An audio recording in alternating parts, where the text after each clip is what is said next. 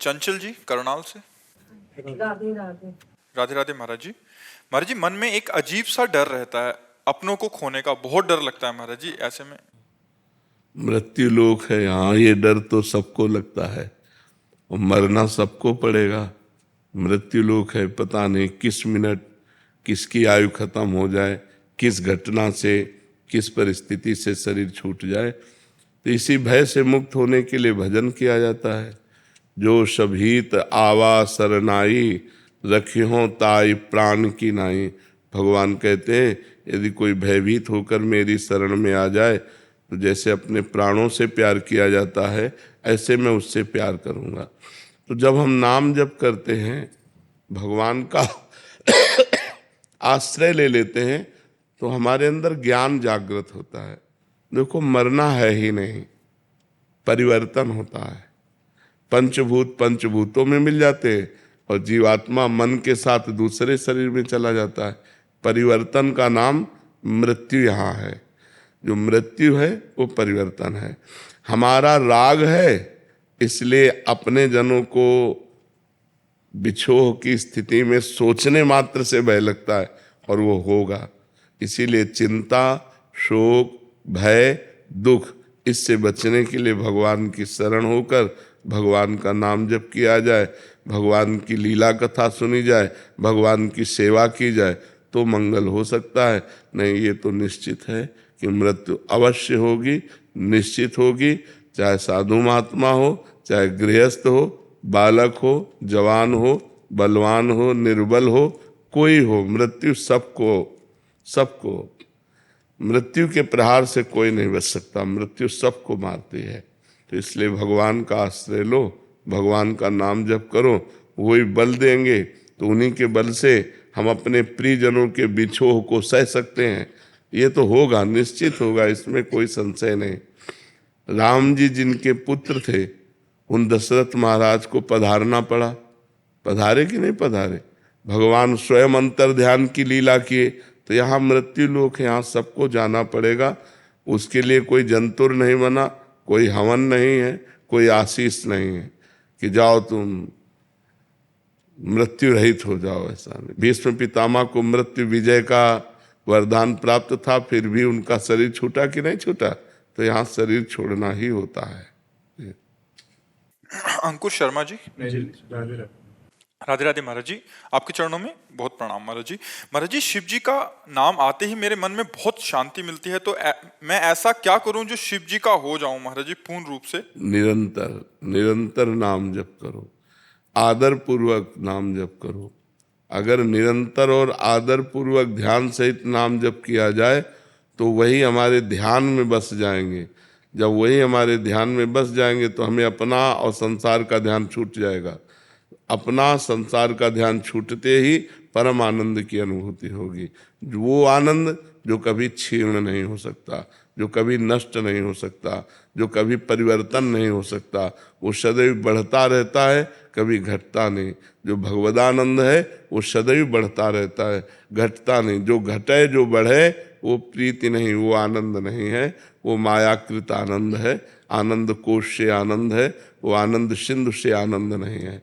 तो निरंतर ध्यान पूर्वक आदर सहित नाम जप करो तो परम शांति, परम आनंद की प्राप्ति हो जाएगी।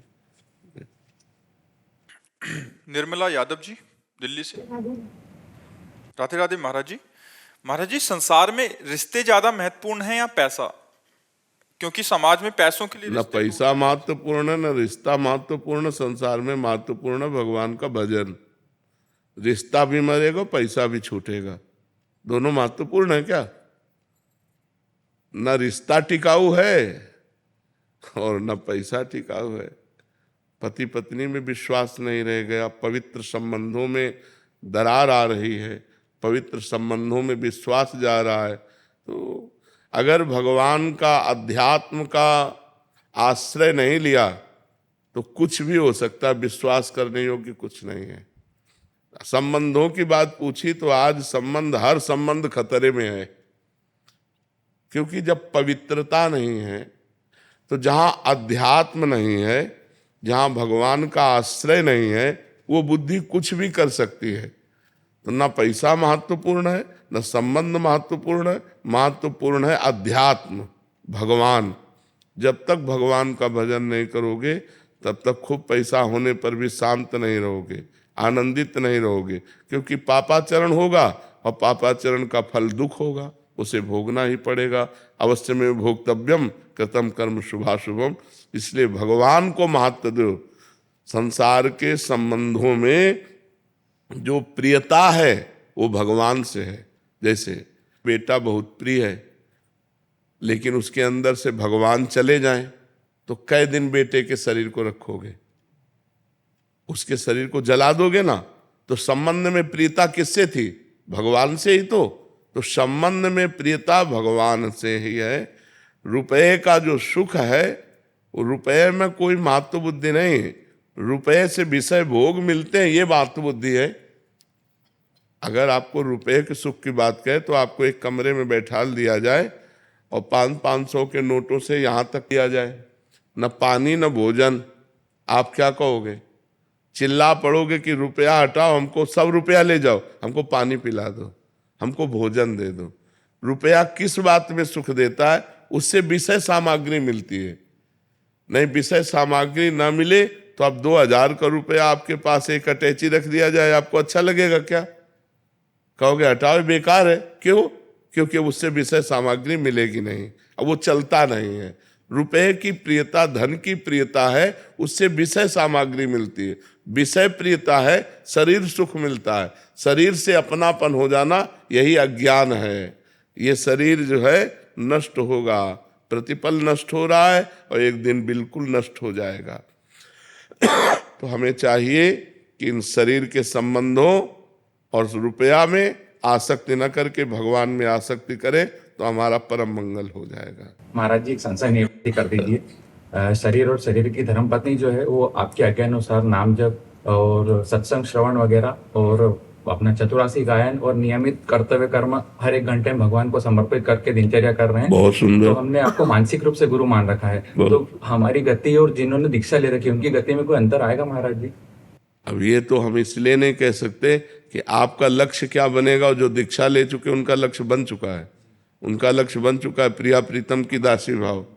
तो अब आपका लक्ष्य क्या बनेगा? हाँ, तो फिर लक्ष्य बन जाने पर लक्ष्य की प्राप्ति हो जाएगी।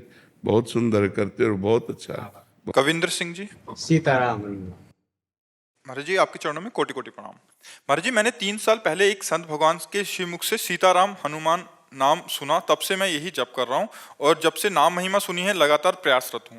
महाराज जी, मैं भगवान की कृपा से प्रयास कर रहा हूँ कि सुंदरकांड का पाठ दिन में एक बार जरूर करूँ। महाराज जी, ग्रंथ में पढ़कर बोलकर ही करना है या ग्रंथ में पढ़कर मन ही मन भी कर सकते हैं? पाठ मन नहीं कर, पाठ उच्च स्वर से किया जाता है, जप मन ही मन किया जाता है।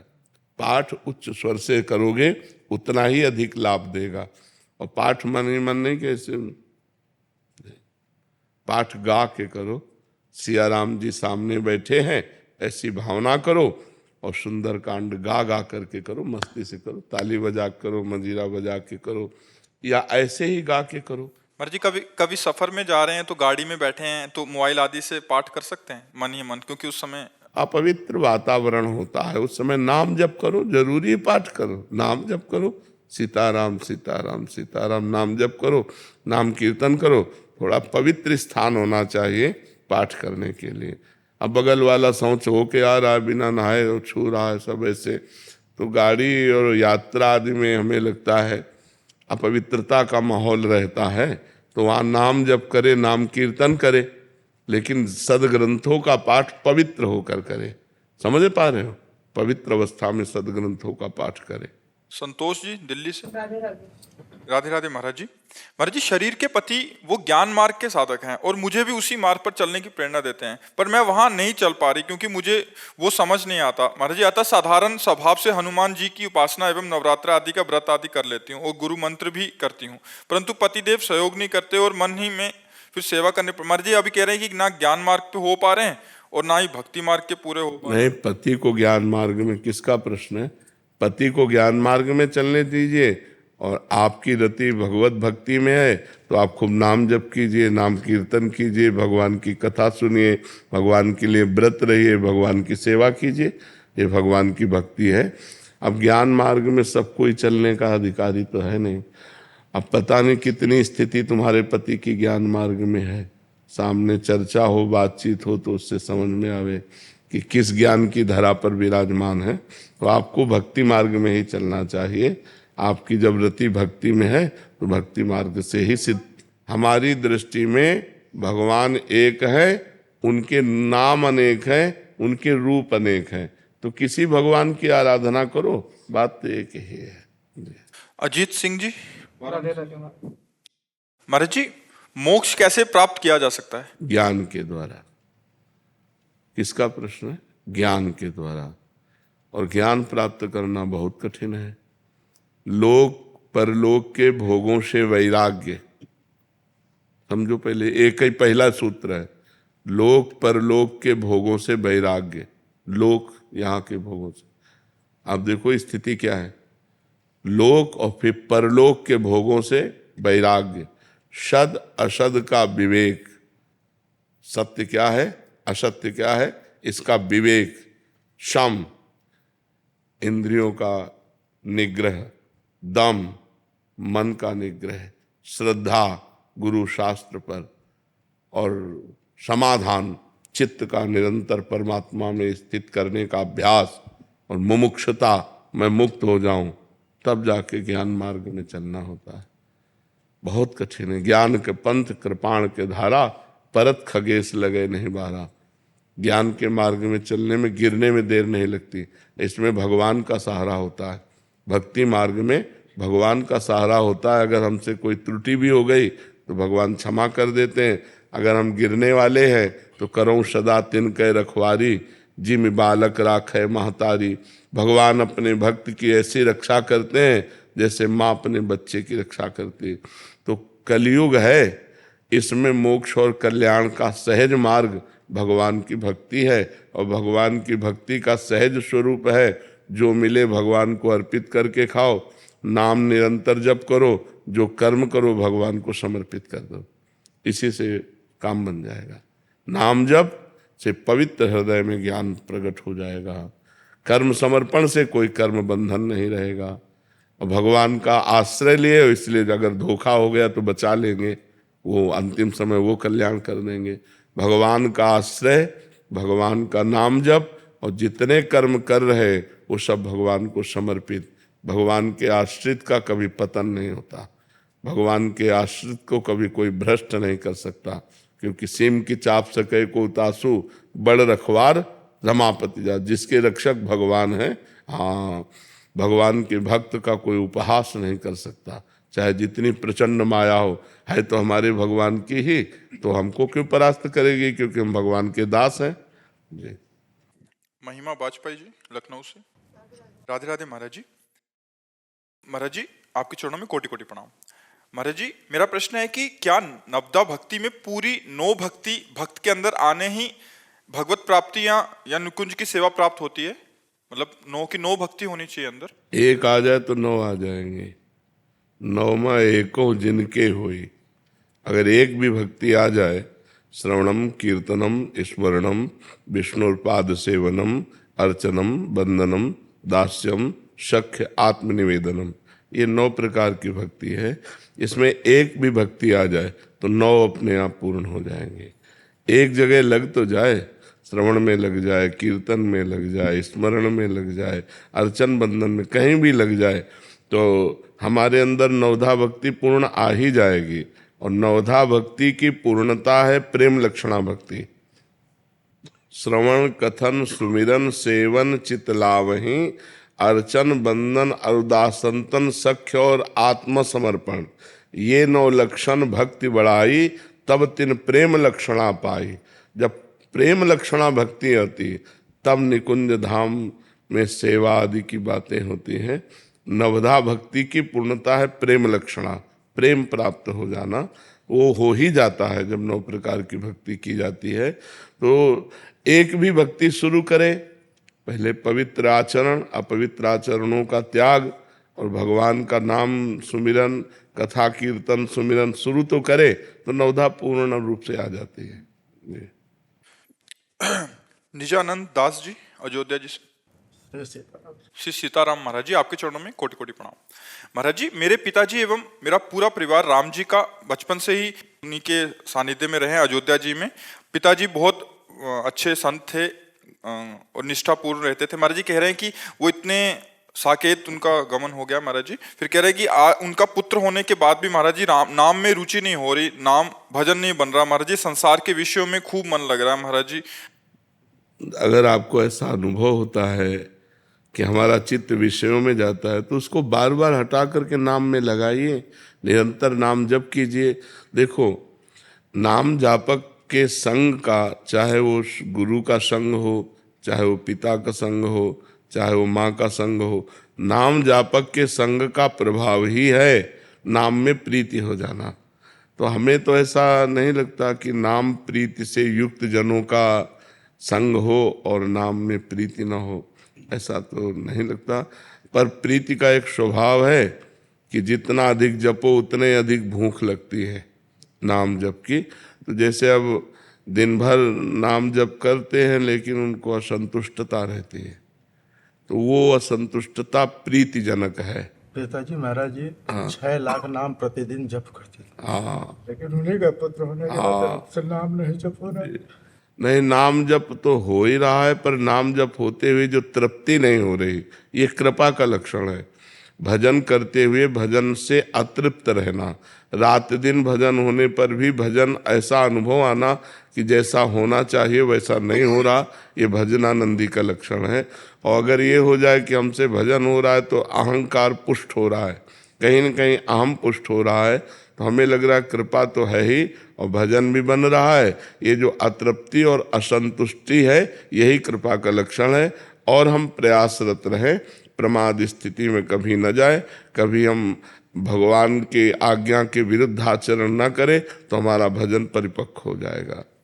अजय चौधरी जी नागपुर से। राधे राधे महाराज। राधे राधे महाराज जी। महाराज जी 2-3 साल से सत्संग के माध्यम से आपसे जुड़ा हूँ महाराज जी।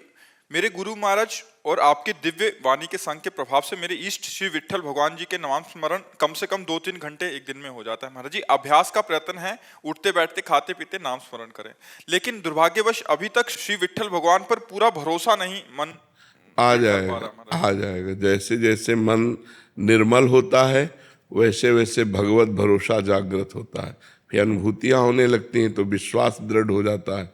जहाँ विश्वास दृढ़ हुआ सब काम बन गया। भगवान पर विश्वास की आवश्यकता है, भगवान पर भरोसे की आवश्यकता है, पर वो तब होगा जब मन निर्मल होगा।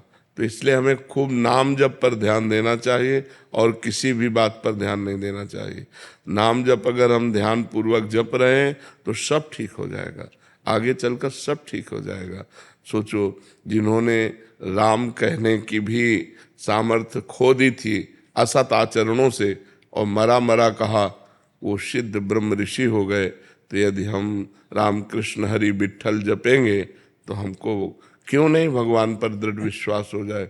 दृढ़ विश्वास क्या, अपना अस्तित्व ही खो जाता है, अपना अस्तित्व खो जाता है, प्रभु का ही केवल साम्राज्य रहता है। मन कृष्णमय, बुद्धि कृष्णमय, चित्त कृष्णमय। गोपीजन कहते हैं ना, कान भय प्राण में, प्राण भय कान में, ही में न जान परे। कान है कि प्राण है, प्राण श्री कृष्ण बन जाते हैं, मन श्री कृष्ण बन जाते हैं, बुद्धि श्री कृष्ण बन जाते हैं। हमको अधिक प्रयत्नशील रहकर नाम ध्यान पूर्वक जपना चाहिए। अगर हम ध्यान पूर्वक सुनते हुए, लिखते हुए, देखते हुए जपें तो बहुत जल्दी भगवान पर विश्वास हो जाएगा, क्योंकि निर्मल मन भगवान पर विश्वास करता है। मलिन मन में संशय रहता है, तो मन अनंत जन्मों से मलिनता के आचरण करता रहा है, अब वो सहज में निर्मल तो होगा नहीं। तो हम नाम पर ध्यान दें, खूब अधिक से अधिक नाम जप करें जी।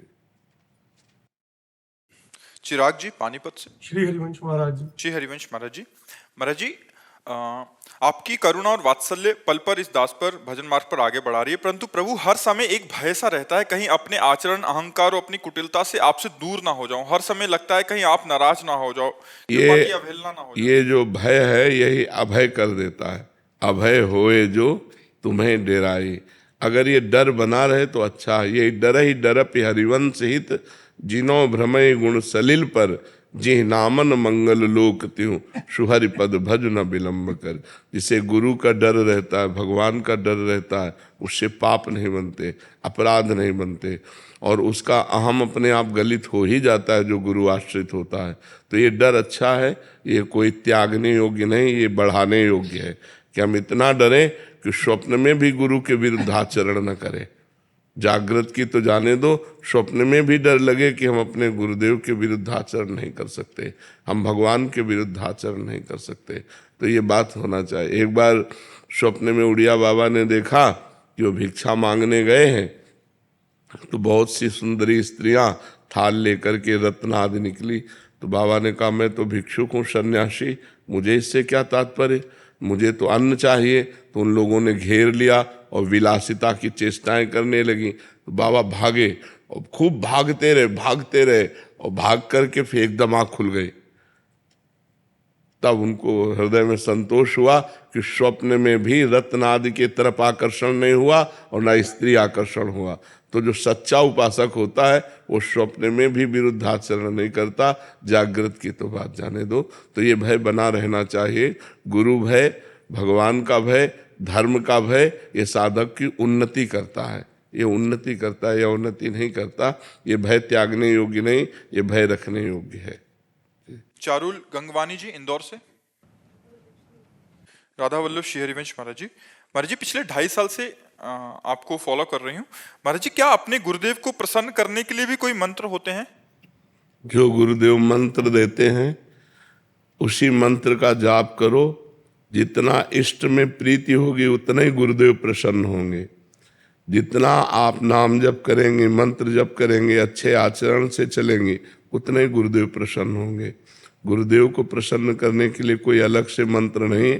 जो गुरुदेव ने मंत्र दिया है उसी का जप करो। जो नाम बोले हैं उसी नाम का जप करो। जो आचरण बोले हैं वैसे आचरण करो तो गुरु प्रसन्न होंगे। आज्ञा सब न सुसाहिब सेवा। आज्ञा का पालन करना ही अपने गुरुदेव की सबसे बड़ी सेवा है।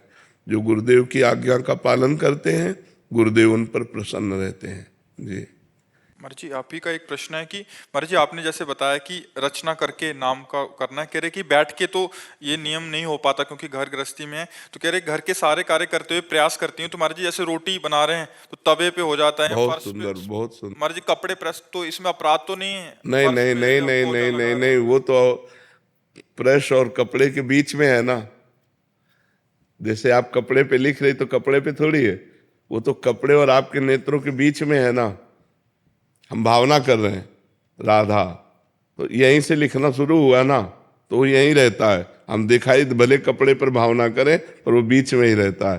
वो ना जमीन पे रहता है ना कहीं, वो हमारे नेत्रों के सामने ही रहता है। इसलिए किसका है? हाँ, जरूर करना चाहिए। बहुत सुंदर, करते रहो ऐसे। अभय प्रताप सिंह जी नोएडा से। राधे राधे महाराज जी, राधे राधे। महाराज जी, भगवत प्राप्त महापुरुषों का चरित्र पढ़ने से पता चलता है कि उनका जीवन कितना संघर्षपूर्ण रहा है। अगर हम अपना जीवन देखते हैं तो लगता है मुझे कोई भी एक गुण नहीं है उन महापुरुषों के आगे। तो ऐसा लगता है कि मतलब हम पतित हैं, नीच हैं, अधम हैं, इसके सिवा कुछ नहीं है। हाँ, यही गुण है भगवान को, यही प्रिय है। जिसके हृदय में आ गया मैं अधम हूँ, मैं पतित हूँ, मैं दीन हूँ, तो भगवान दीन बंधु हैं, पतित पावन है, अधम उदाहरण है। हमारा संबंध स्थापित हो गया। हम पतित हैं तो भगवान पतित पावन है, हम दीन हैं तो भगवान दीन बंधु हैं, हम अधम हैं तो भगवान अधम उदाहरण है। अधम उदाहरण की शरण में जाकर बस अपने जीवन को समर्पित कर दो, तो जो महापुरुषों ने संघर्ष करके प्राप्त किया है वो आप सहजता से प्राप्त कर लेंगे। करने लायक बच्चे को कार्य बताया जाता है, लेकिन छोटे बच्चे को कार्य नहीं बताया जाता। समय से माँ अपने आप उसको बाल भोग, राजभोग, खवाना पिलाना, नहलाना धुलाना सब, लेकिन जब वो तैयार हो जाता है अपने आप करने लायक, तो माता डांट जरूर देती, तेरा नहाने का समय हो गया, तूने नहाया नहीं, तेरा खाने का समय हो गया। लेकिन छोटे बच्चे को ऐसा नहीं कहती, छोटे बच्चे को गोद में लेके स्नान कराती है, वही भोजन पवार। यदि हम छोटे बनकर भगवान की शरण में चले जाएं तो जो बड़े बड़े महापुरुषों ने करके प्राप्त किया है भगवान को, वही हम छोटे बनकर भगवान को प्राप्त कर सकते हैं। यही दरबार दीन को आदर रीति सदा चली आई। दीन बनकर भगवान दीन बंधु की शरण में हो जाओ और खूब नाम जप करो, भगवान के चरित्र सुनो, गंदी बातें त्याग कर दो, तो इसी जन्म में भगवान की कृपा हो जाएगी। डॉक्टर मयंक शराफ जी। राधा वल्लभ श्री हरिवंश महाराज। श्री हरिवंश महाराज जी। महाराज जी, आपकी कृपा और आशीर्वाद से शिव जी की उपासना व आपका दिया नाम जप निरंतर करने का प्रयास कर रहा हूँ। लेकिन इसके अलावा बहुत पहले से हमारे परिवार की परंपरा के अनुसार हर वर्ष की चारों नवरात्रों में माता रानी की कृपा से घट स्थापना व 9 दिन दुर्गा सप्तशती पाठ करता हूँ। महाराज जी, परिवार में या अपने घर में बच्चे के जन्म होने से सूतक काल भी क्या मैं घट स्थापना व उसी प्रकार पूजा साधना कर सकता हूँ महाराज जी? नहीं, शास्त्रीय सिद्धांत में नहीं है।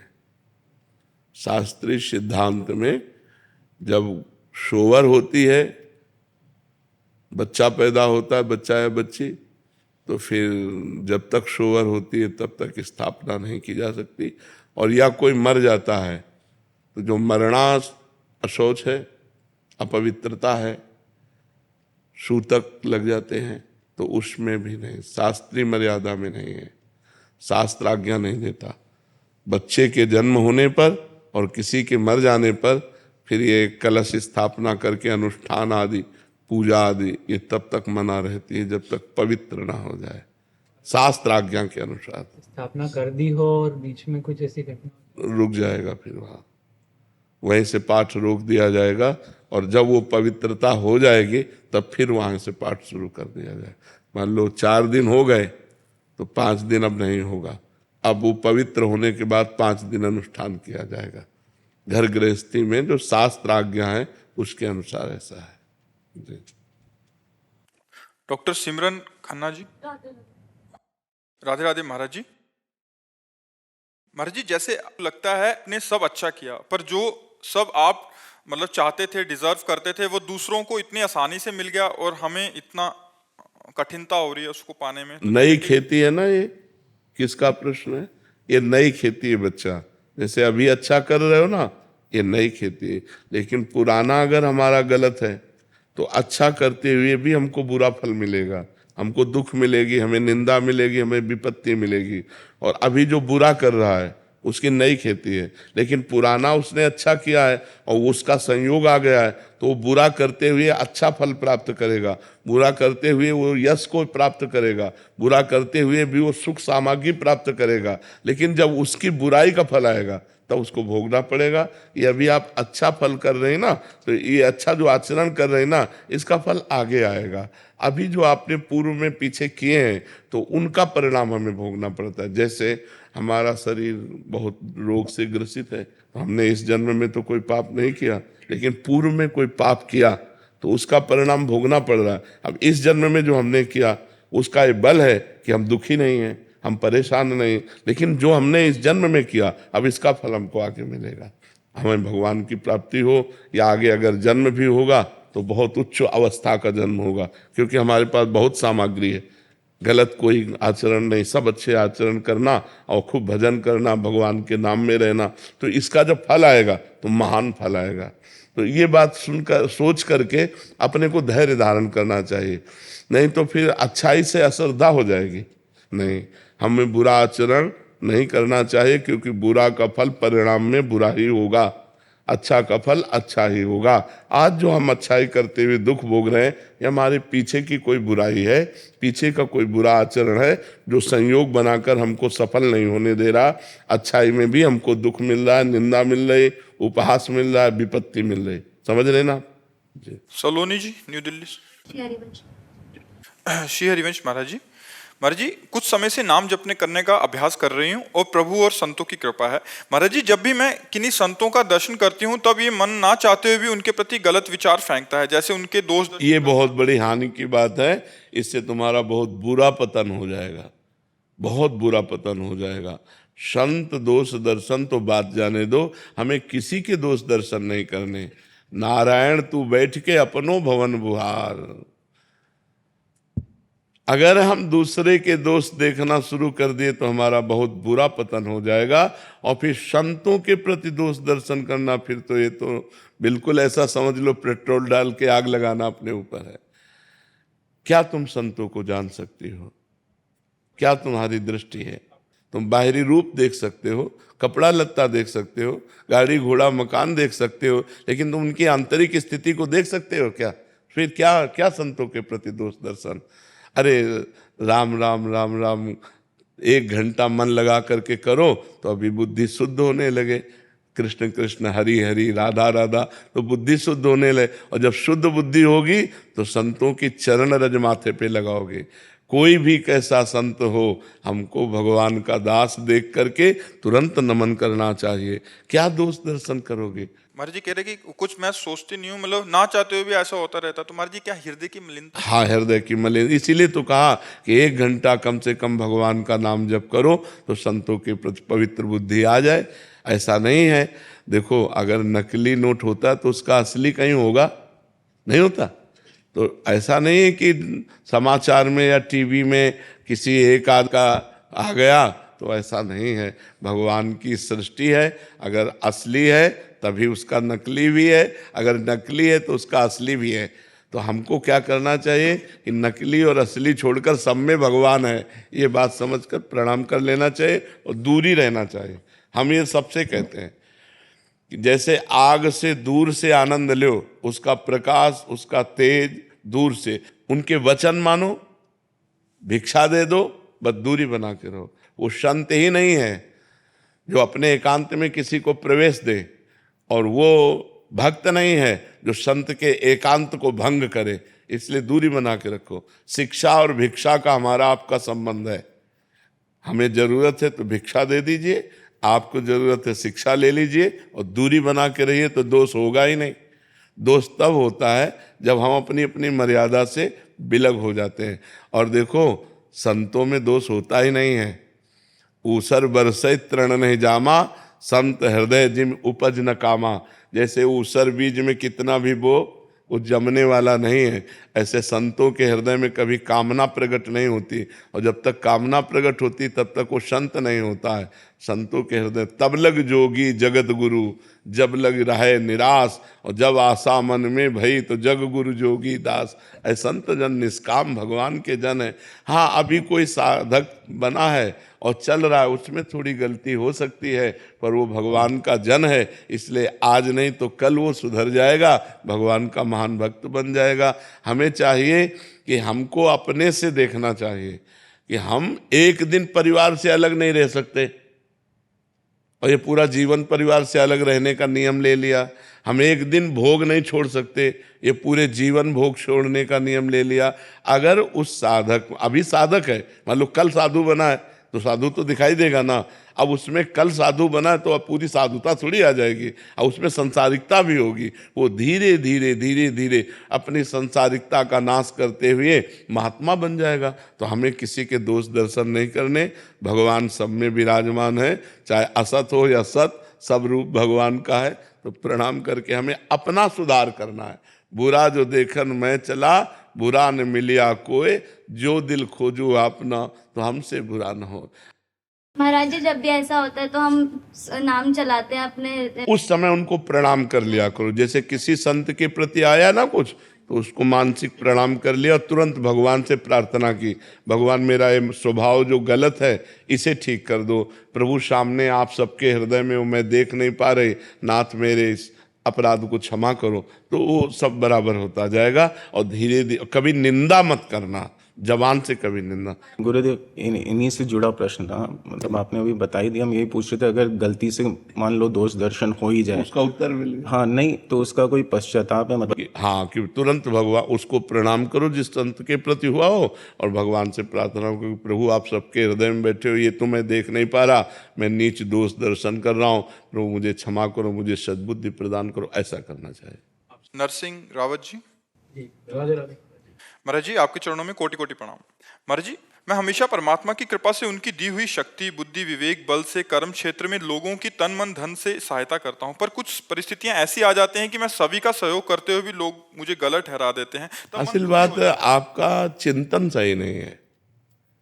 किसका प्रश्न है? आप लोग देख रहे हो। अगर आप सब में भगवान देखने लगो, कितना बढ़िया हो जाए। फिर आपकी जो शिकायत है ये दूर हो जाएगी। अगर सब में भगवान बैठे हुए तो दियम वस्तु गोविंदम, बहुत बढ़िया तुमने लिखा कि भगवान के द्वारा दी हुई विवेक, बुद्धि, बल से तो भगवान की तो सेवा कर रहे हो। उसमें थोड़ी सी और बात लिखी है। क्या? क्या कि ठगा जाता हूँ, फिर खुद से महसूस करता हूँ कि अच्छा करने पर भी गलत। कबीरा खुद को ठगाइए। तुम्हारा पूर्व का यदि कर्म है और आप इस समय नवीन कर्म कर रहे हैं, इनका हित करना, और ये बदले में आपको ठग रहे, तो आपको प्रसन्न होना चाहिए कि मेरा तो पुण्य बन गया और इसका हिसाब था मेरा, वो चुकता हो गया, तो बढ़िया हो गया। परेशानी क्या हुई? महाराज जी, फिर कई बार ऐसा होता है कि अपन डिप्रेस भी होते हैं इन चीजों से। क्यों डिप्रेस होते? इसीलिए कह रहा हूं, तुम लोगों को देख रहे हो इसलिए डिप्रेस हो गए। संसार देखने वाला ही डिप्रेस होता है, भगवान को देखने वाला डिप्रेस नहीं होता। अगर सब में भगवत भावना करो, और भगवान है सब में, सिय राम में सब जग जानी, करो प्रणाम जोरी जुग पानी। सब में भगवान है, पास धन है, हम इनको दे दिया। अभी हमको गाली दे रहे हैं, हमारे साथ कपट कर रहे हैं, हमारे साथ छल कर रहे हैं, तो हमारा तो हिसाब हो गया, हमारा कर्म बन गया उत्तम। अब ये जो हमें गाली दे रहे हैं, ये हमारे पूर्व जन्म का कोई हिसाब है, तो वो भी चुकता हो रहा है। हमको ये विचार करके प्रसन्न होना चाहिए, हमको ये विचार करके निगेटिव नहीं जाना चाहिए मैंने इसका हित किया। ये बात गलत सोच है, ये परमार्थ के अध्यात्म के हिसाब से गलत है, इसीलिए हम डिप्रेस हो जाते हैं।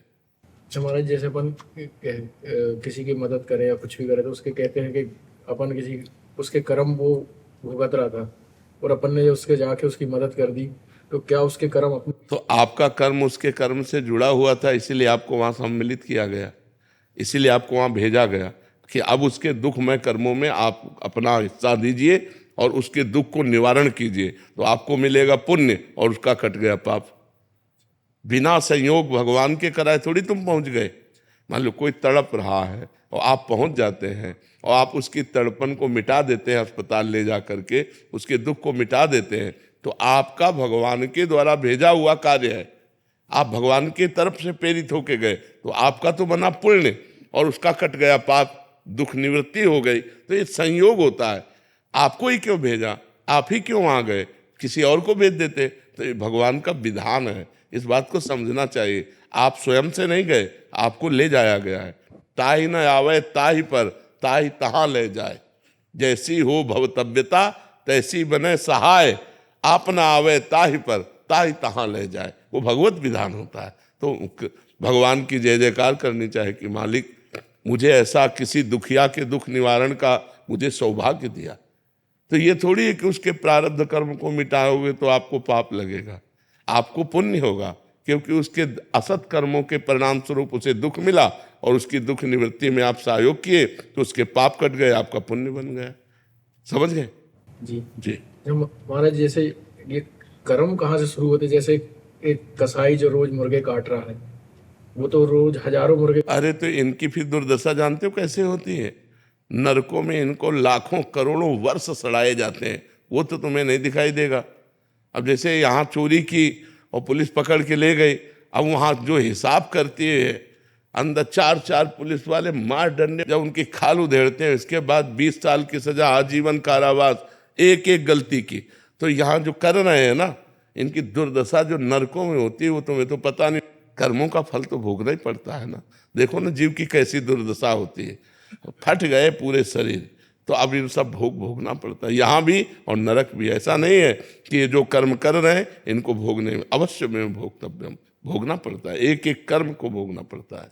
महाराज जी अपन से कोई चीज हुई हो जैसी जो कभी गड़बड़ हुई हो, तो उसको ठीक करने के लिए भगवान की शरण में होकर भगवान कहते हैं कि सर्वधर्मान परित्यज्य मामेकम शरणम ब्रज, तो अहम तो हम सर्व पापेभ्यो मोक्षयिष्यामि मा शुचा, अब लो नसानी अब ना नसइयों, आज तक किया अब कोई पाप नहीं करूँगा, और भगवान की शरण में और नाम जप करो, भगवान के नाम जप से सब पाप नष्ट हो जाएंगे। पुनीता जी दिल्ली से। राधे राधे। महाराज जी, माता पिता अपने बच्चों के सुख में जीवन के लिए ईश्वर से कैसे विनती करें, कैसे पूजा करें कि उसका पहली फल बात तो माता पिता को अपने बच्चों को सदुपदेश देना चाहिए, उनको बैठाल कर सत्य शास्त्र श्रवण कराने चाहिए। आजकल माता पिता बच्चों को केवल आधुनिक विद्या की तरफ ही, तो आधुनिक विद्या पढ़ करके उद्दंड हो रहे हैं बच्चे। अध्यात्म का ज्ञान ना होने के कारण आधुनिक विद्या पढ़ते हैं, व्यभिचार, व्यसन, हिंसा, चोरी, इधर इनकी गति हो रही। तो वो विद्या ही क्या जो ऐसे गंदे आचरणों में ले जाए। विद्या तो वही विद्या है, विद्या विनयम ददाति, जो सौम्यता, विनय, गंभीरता, ब्रह्मचर्य और समस्त दैवी संपदा को लावे, उसी को विद्या कहते हैं। तो माता पिता को यदि अपने बच्चों का कल्याण और मंगल चाहिए तो उनको बचपन से भगवान नाम जपने की प्रेरणा करें, उनको भगवान के पावन चरित्र सुनाएं और सिद्धांत की बातें बतावें, जिससे आध्यात्मिक होकर आधुनिक विद्या का अध्ययन करते हुए संसार में एक आध्यात्मिक पुरुष बने। बिना अध्यात्म के जीवन बेकार है। अब जिसके जीवन में अध्यात्म नहीं वो मरा हुआ जीवन है, मनमानी आचरण करके केवल वो दुख भोगेगा। और जहाँ अध्यात्म है तहाँ डर है कि हमको ये काम नहीं करना चाहिए, ये गलत है और ये सही है, ऐसा निर्णय करने की बुद्धि होती है। और जिसकी ऐसा निर्णय करने की बुद्धि नहीं तो पशु है। जिनहरि भगत हृदय नहीं आनी, जीवित सौ समान ते प्राणी।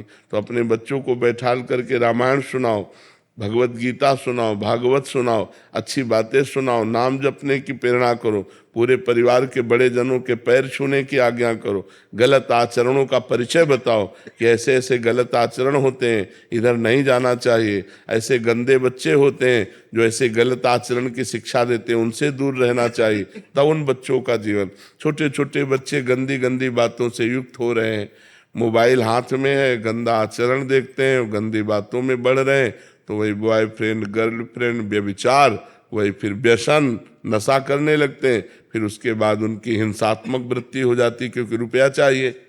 रुपया दिया तो फिर माता पिता, पारिवारिक जनों को कटु वचन कहना, मारना, पीटना या चोरी करना, ऐसे आचरणों में युक्त हो जाते हैं। तो अध्यात्म की शिक्षा माता पिता को अपने बालकों को देनी चाहिए।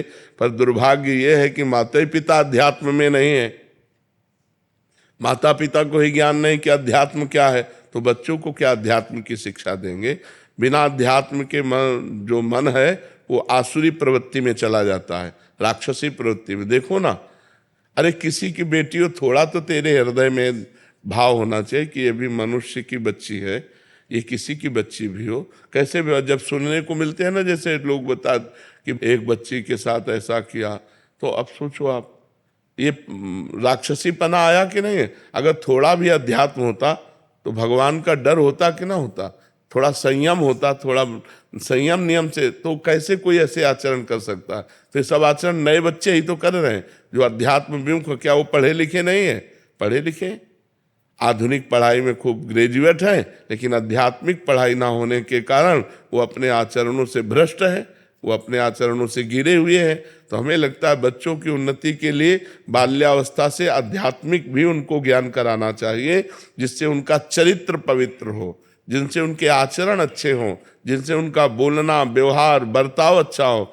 आजकल बच्चे अपने माता पिता से ऐसे बात करते हैं जैसे नहीं करना चाहिए, असभ्य बातें करते हैं। तो ये पढ़ाई लिखाई का है? पढ़ाई लिखाई का तो ये है कि अपने बड़े बुजुर्गों से हाथ जोड़ के बात करना, नम्र बात करना, उनकी बात स्वीकार करना, उनके चरण स्पर्श करना, ये सब बातें भूल जा रहे हैं। तो हम इसीलिए कहते हैं अपने बच्चों को बैठाल कर धार्मिक प्रवचन सुनाओ, धार्मिक ग्रंथों को सुनाओ, नाम जप करवाओ, पवित्र भोजन करने की उनको शिक्षा दो, पवित्र आचरणों की शिक्षा दो, तब उनका जीवन उत्तम और महान बनेगा। राधा राधा राधा राधा राधा राधा राधा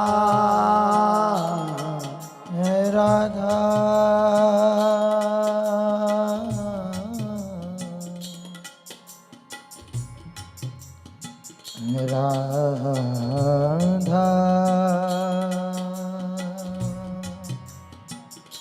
राधा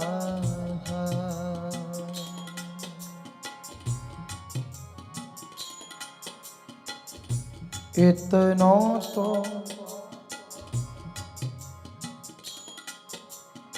कबहू हसीने हो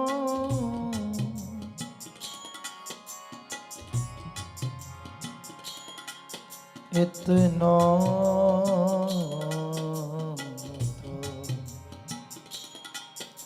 कबहू हसीने हो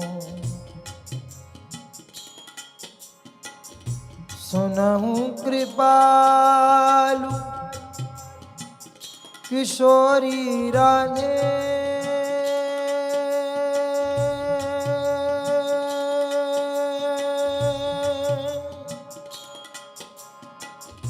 सुनहु कृपालु किशोरी राधे राधे